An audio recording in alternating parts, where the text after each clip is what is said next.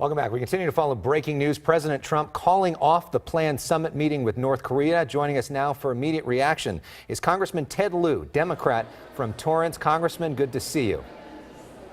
Good to see you, Alex. So what's your reaction? I previously served on active duty under U.S. Pacific Command. I know the U.S. has no good military options against North Korea, so I'm very disappointed. I think diplomacy always needs to be our first option. I hope that this summit still continues, even if it's not on June 12th, maybe at a later date. You know, President Trump, there had been talk about him potentially winning the Nobel Prize. He seemed to enjoy some of that talk. What do you make of where this is at and where President Trump is at as an international deal maker? I think what the president did is unfortunate because North Korea had just destroyed parts of a nuclear test site.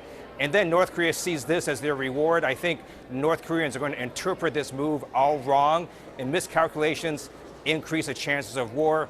That is definitely not helpful for a Nobel Peace Prize. So where do we go from here? My hope is that both sides can ratchet down the rhetoric. I think it was wrong for North Korea to call Vice President Pence a political dummy. They should not have done that.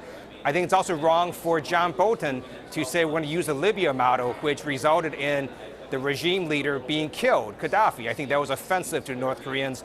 I hope both sides tone down the rhetoric and then we can do this summit at a later date. We need to have diplomacy first. That's the best chance to avoid war.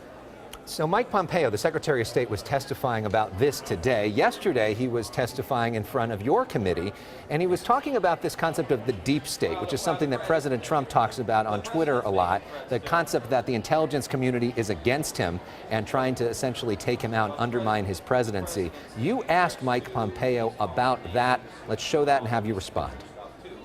Do you believe there is a criminal deep state at the State Department?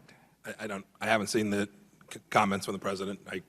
I don't believe there's a deep state at the State Department. So what do you make of that, of the Secretary of State essentially completely contradicting what the president's been talking about for the last few days? The president has not put up any evidence that there is any sort of deep state in America. All federal employees take an oath. It's not to the president, but it is to the United States Constitution. And they're following their oaths. And just because the president and his campaign are being investigated does not mean there's a deep state. To me, it tells me that law enforcement and counterintelligence agents are doing their job. And my hope is that the investigation against the president can proceed without any more political interference. Another big issue for you is this idea of Jared Kushner's security clearance. Every day you tweet out that today would be a good day for Jared Kushner's security clearance to be revoked. Yesterday, he actually got his permanent security clearance from the White House. What do you make of that? Jared Kushner submitted 2 misleading security clearance forms, known as SF-86 forms. I had to do that in the military to get my security clearance. Anybody else who had done that would not have gotten a security clearance. And it's also important to know that the FBI does not grant or adjudicate White House security clearances. This was a decision solely made by the White House. And another big controversy is what's happening with the NFL. Now, players are going to be forced to stand for the national anthem if they're on the field, or they can stay back in the locker room. If they don't stand, they're going to be penalized. The president's saying that people that don't stand, maybe they should leave this country. How do you respond to that?